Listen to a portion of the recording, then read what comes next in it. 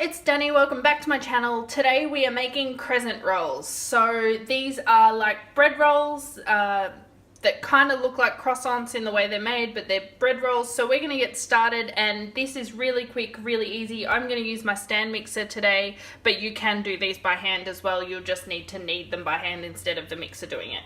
So to get started, I am going to add 1 cup of milk. And all of my ingredients are at room temperature. And 2 eggs.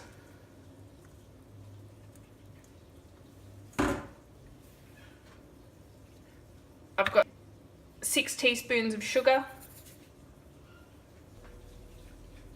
1/4 cup of softened butter.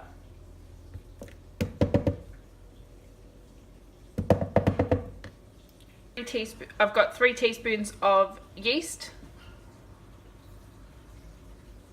and that's instant dry yeast.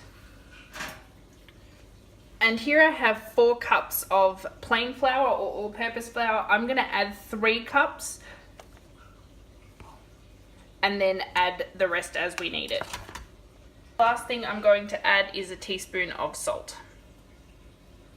Now you want to add the salt on top of the flour because if it hits the yeast it can kill it, so that's why we always add the yeast below and the salt on top.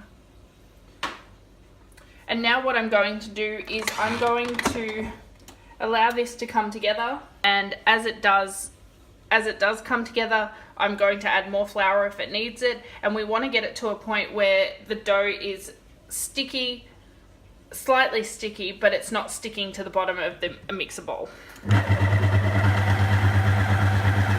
And I've got my machine on just above minimum, and I've got a dough hook connected to the machine. Before I add any more flour, I'm going to just give the sides of my bowl a quick scrape just to make sure all the flour in there has already been absorbed.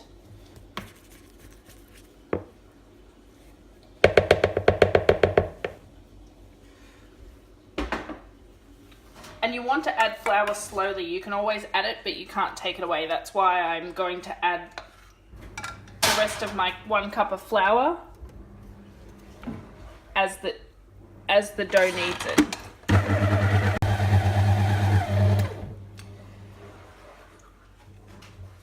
Now that all the flour has been incorporated, so I ended up adding 4 cups plus about a tablespoon, and it looks to be doing really, really great. I'm now going to allow it to knead in the mixer for about 7 minutes. So once I've let it knead for 7 minutes, I'll bring you back and we can get started with the rest of it. Our 7 minutes is up, so I'm going to take the dough off the hook, and I'm just going to quickly shape it into a ball. I'm going to remove the hook from my machine and put the dough back into the bowl. And then I'm going to cover it with a tea towel and allow it to rest for about an hour until the dough doubles in size. So once I've done that, I will bring you back and show you what it looks like once we have the dough nice and inflated. Now that this is beautifully doubled in size, I'm going to gently press the air out of it. You don't want to do this too hard, you just want to press the air out of it, and you should have a nice supple dough. I'm going to take it out of the container, and what I'm going to do is I am going to break it into 2 different balls. Now I've got a nice clean bench here.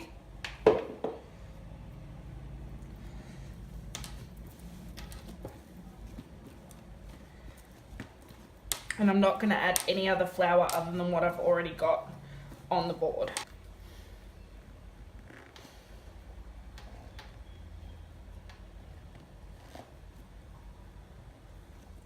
So with these ones, I'm actually going to fill half of them with ham and cheese and just leave the other ones plain.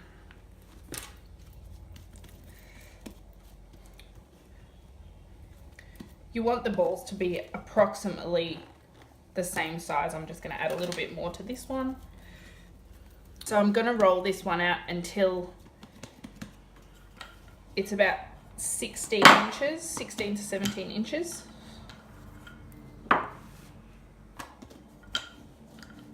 And you want to try and keep it nice and round, which I'm failing at miserably.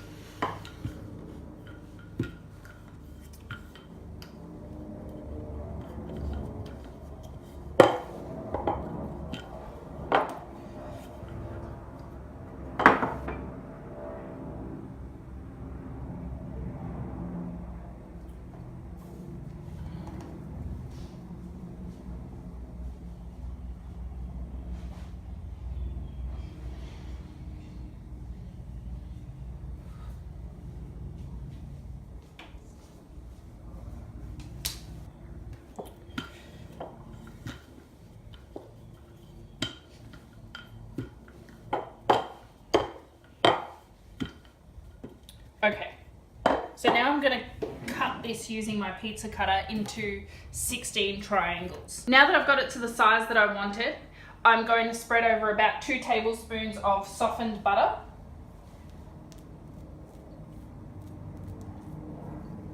And then I'm going to use my pizza cutter to cut it into 16 triangles. Here's my pizza cutter. We're just going to go one straight through the center, then one straight across in the opposite direction,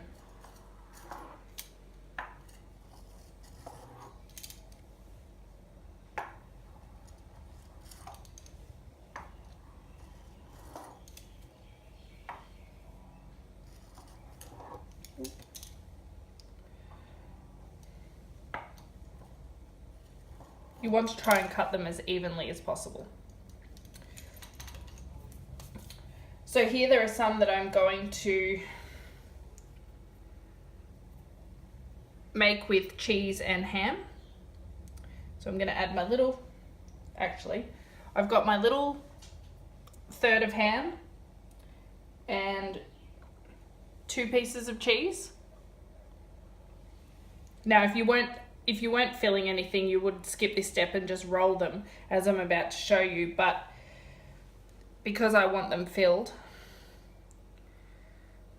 So what we're going to do is we're going to start off on the large end.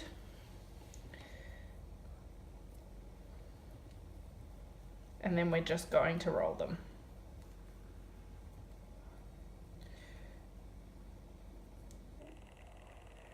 And then we have our first beautiful crescent roll. So I'm going to continue with the rest of them, and I'll fill some and I won't fill some others. And then what you want to do is just put them onto a baking tray lined with some baking parchment.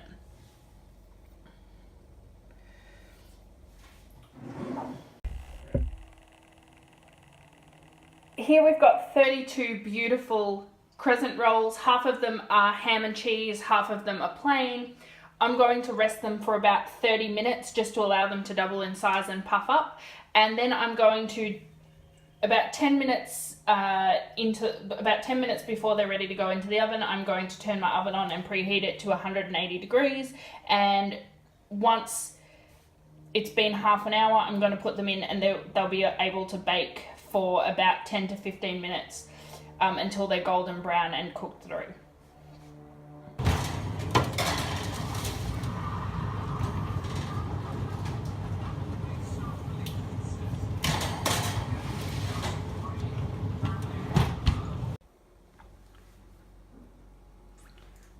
Here we have all of our beautiful crescent rolls that have been baked. They're not nice and golden brown and delicious, and when you tap them on the underside, they sound hollow. So the last thing we're going to do is we're just going to brush them with a little bit of melted butter, and then we can enjoy.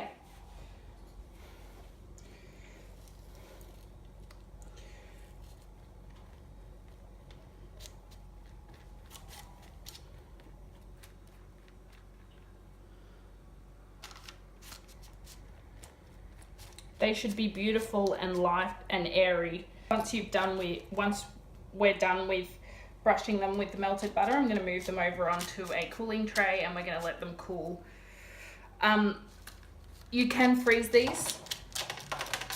So once they're baked, you can put them into the freezer and freeze them and then just thaw them out when you want to eat them.